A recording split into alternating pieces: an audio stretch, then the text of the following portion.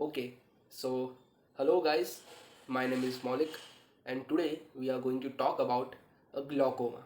Okay, now this is a little bit lengthier and also a little bit tough topic.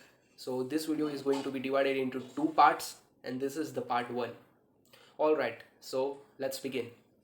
Now, first thing first. So the definition. By definition, it is a condition in which the intraocular pressure of the eyeball increases more than the normal. So, first we need to know about what is the intraocular pressure and then the normal limit of that pressure. So, intraocular pressure is basically a pressure inside the eyeball which is generated by the structures of the eyeball and which is responsible to maintain the integrity of the eyeball. Okay so basically ये ऐसा pressure है जो आई के अंदर होता है और वो आई के जो स्ट्रक्चर होते हैं उन्हीं की वजह से होता है and it is responsible for maintaining the structure और द इंटीग्रिटी ऑफ आई. तो अगर ये प्रेशर नहीं होगा तो आई बॉल कोलैप्स हो जाएगा. समझ लो बात को. So it is very much needed but of course in the normal limit because anything beyond normal और anything in the excess is a poison. So just like this we also need some pressure but in the normal limit, and the normal limit is from 16 to 23 millimeter of mercury by the Casues tonometer. So Casues tonometer is an instrument used to measure this intraocular pressure. Okay, so this is how the intraocular pressure works, and the structures which are responsible for this pressure are mainly aqueous and vitreous humor. Okay, and also lens and choroid plexus and uh, some structures like iris and ciliary body, but mainly due to lens and two humors which are aqueous humor and vitreous humor. So these three are main in the development or maintenance of this pressure. Okay, so any disturbance in these three things would be resulting into the impairment of the pressure, and this pressure is also maintained by the blood flow because blood flow is going to be regulating this pressure. Any pressure of the organ can be regulated by the blood flow. Okay, so if there is arterial flow but not any venous return, then there will be a hyperemia, a collection of the blood, a collection of the arterial blood, and which will result into the raised intraocular pressure. तो blood भी responsible हो सकता है pressure में hike होने के लिए, right. So yeah this is how the normal pressure is impaired and this is what my friend we call glaucoma. तो ये जो प्रेशर की हाइक होती है, प्रेशर की जो बढ़ोतरी होती है, उसी को हम ग्लोकोमा कहते हैं. और अगर हम पूरी डेफिनेशन देखें ग्लोकोमा की, तो it is a condition in which the intraocular pressure of the eyeball rises beyond the normal limit which results into the deviation of the normal functions of the I, and it may result into the complete loss of vision, which we call blindness, complete blindness, right? So glaucoma is something serious. If not treated well, it can be threatening to the vision. So that's why this is something which you should focus on, right? Now let's move ahead. So these are the causes of pressure increase. These are the factors. First we talked about aqueous humor. Any increase in this aqueous humor would cause pressure increase, right? Air or a blood volume or even the lens or vitreous humor impairment or any increase or hike in these structures or in this fluid will also give rise to the raised intraocular pressure.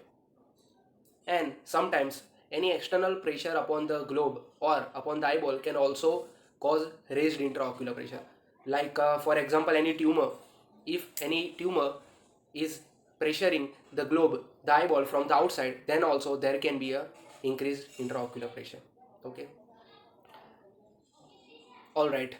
And now we have different types of glaucoma. Okay, we have basically two types. One is congenital and another one is acquired. And in the acquired we have primary and secondary. Now secondary is due to any causes. Secondary can be due to infections, can be due to hemorrhages, can be due to injuries, any reason. There are so many reasons, right? But the primary is without any reason. There is no any obvious reason for the development of the primary glaucoma. And in the primary glaucoma we have wide angle and closed angle. and this is given according to the angle of the iris and of the cornea. So here we have iris, right? Here we have a iris here. Let me make it with different colors so that you can make sure. So here is the iris,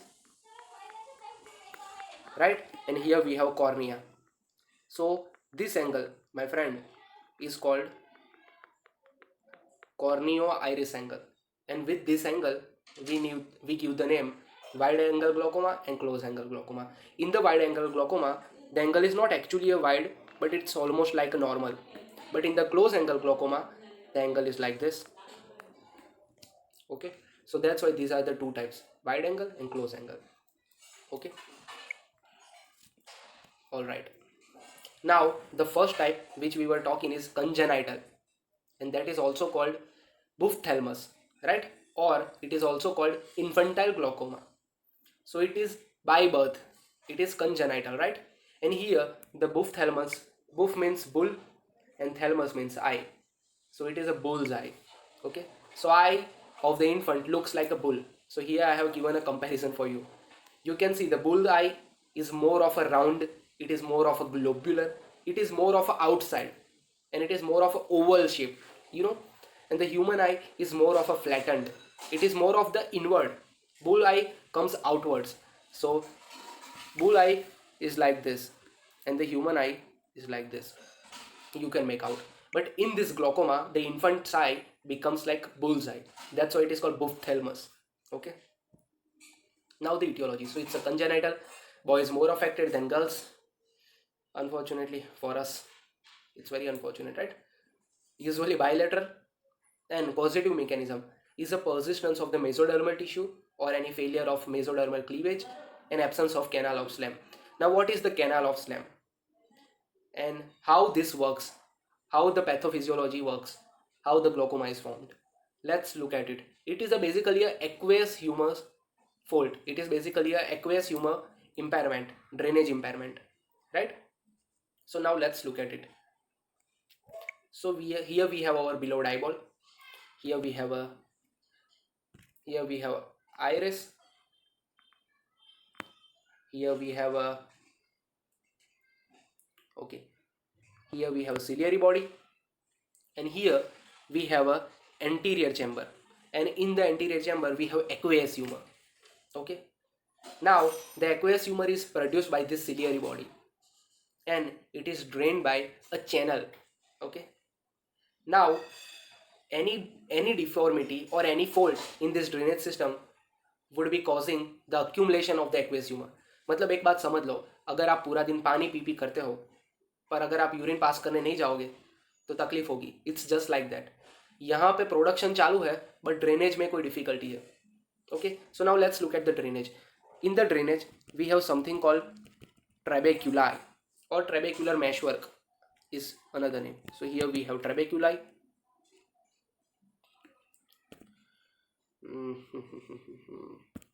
Okay, so this is trabeculi, and this trabeculi opens into a canal which, my friend, we call canal of Slam.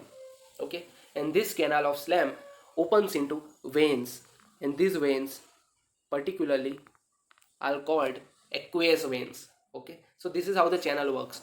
First there is a trabeculi or trabecular meshwork, then second it opens into the channel or canal of Slam, and the third it opens into the aqueous vein and then into the circulation. So this is how the drainage occurs. This is the drainage mechanism. But due to some embryological deformity, we have three type of layers: endoderm, ectoderm and mesoderm. Okay, so due to some defect in this mesoderm, we have some deformity in this trabeculi. So this trabeculi is a sieve like structure, जाली के जैसा है कुछ, और वो जो जाली के जैसा होता है उसके अंदर कुछ डिफॉल्ट आ जाता है और ड्रेनेज अच्छे से नहीं हो पाता. समझ लो बात को. तो यहाँ पे एक्वेस ह्यूमर अक्यूमुलेट होगा, and this is how the glaucoma develops.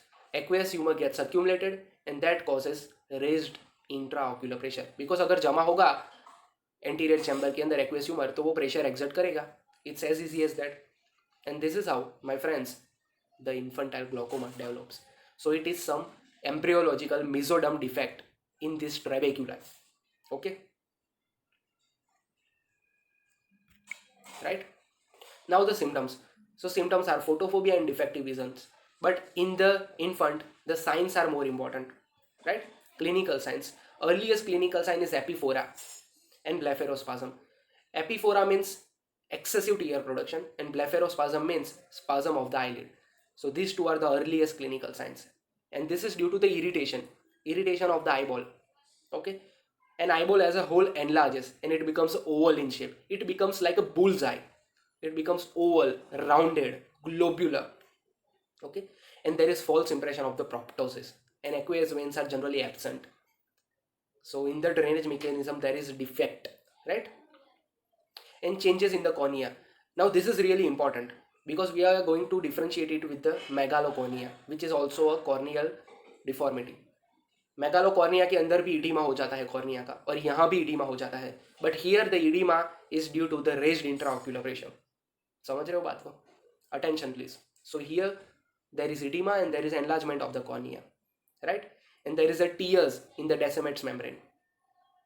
So this is the changes of the cornea, and the same enlargement and the same edema is seen in the megalocornea also, but there is no raised intraocular pressure in the megalocornea. But here in the glaucoma we have raised intraocular pressure. Sclera also becomes thin due to stretching, because यहाँ पे eye ball stretch हो रहा है pressure की वजह से. समझ रहे हो? आप अगर एक बलून के अंदर पानी भरते जाते हो वो तो स्ट्रेच होता जाएगा, वो पतला होता जाएगा बलून का layer, right? So just like that the sclera also becomes thin. An anterior chamber वो बिग होता जाएगा, वो डीप होता जाएगा. Okay, so if you look with the ophthalmoscope you can see the deep anterior chamber. Even the lens becomes flat due to stretching. So यहाँ पे जो suspensory ligament होते हैं, let's come back here. These are the suspensory ligaments here.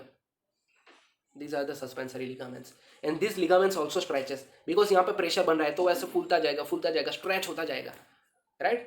Just like the balloon, as I already told you. And fundus, in the fundus there is a cupping of the disc. We will see later what is cupping of the disc in the second part. But for now, just remember the cupping of the disc. It is a characteristic sign of the glaucoma, cupping of the disc and raised intraocular pressure. These two are the very, very, very important signs of the glaucoma, the most important, right?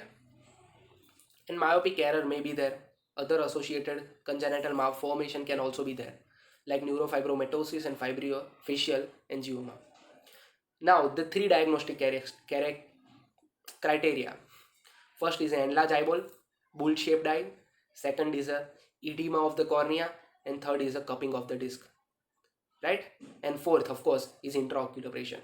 So enlarged eyeball, edema of cornea, cupping of disc, and raised intraocular pressure. Prognosis. Generally, if the treatment is given early, the functions of the eye can be saved, right? But if the treatment is not given early, then there can be some defect in the functions and it may result into the complete blindness also, right? Now treatment. So myotics are of no value and operative treatment is the only option. And in the operative treatment, we have trabeculotomy and goniotomy. In the trabeculotomy, the trabecular meshwork is cleared up. And nowadays, this operation is done with the help of the laser. So with the laser, the drainage way is cleared up. तो समझ लो अगर pipe के अंदर कचरा जमा हो जाता है तो हम प्लम्बर को बुला के वो पाइप क्लीन करवाते हैं. वैसे ही कुछ है यहाँ पे भी ड्रेनेज सिस्टम का कुछ प्रॉब्लम है. And this problem is deal with the laser treatment. And that is, my friend, we call trabeculotomy. And it can be done with the gonioscope, and then it is called goniotomy, right? So this is the only treatment. So yeah, that was it for the part 1. In the part 2 we are going to see the more details, the more types of the glaucoma. Thank you so much, and please make sure to watch the part 2. The link is given down in the description below and also on the eye on the above. Okay.